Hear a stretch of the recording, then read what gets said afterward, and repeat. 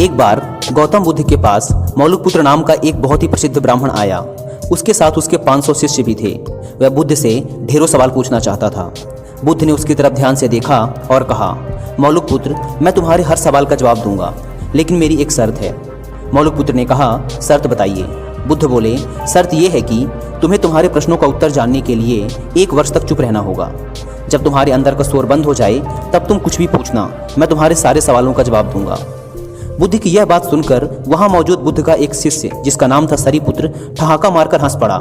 यह देखकर मौलुकपुत्र को बड़ा आश्चर्य हुआ।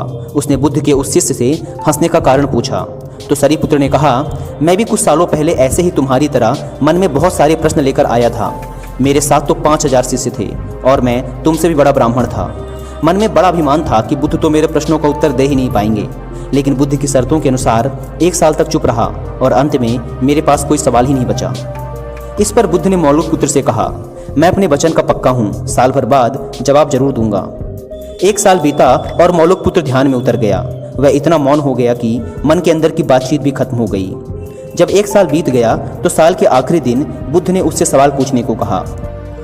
मौलुकपुत्र हंसा और बोला, सरीपुत्र सही कह रहा था, अब मेरे पास पूछने को कुछ है ही नहीं। इस पर बुद्ध ने कहा, अगर हम मन में सच्चे नहीं हैं तो समस्याएं और प्रश्न होते हैं।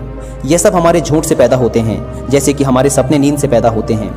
मन की अशांत अवस्था में प्रश्न होते हैं और मन की शांत अवस्था में उत्तर मिल जाते हैं। मन में जब प्रश्न होते हैं तो वह उत्तर ग्रहण नहीं कर पाता। मौन हमें मन की ऐसी अवस्था उपलब्ध कराता है जहाँ हर प्रश्न का उत्तर होता है।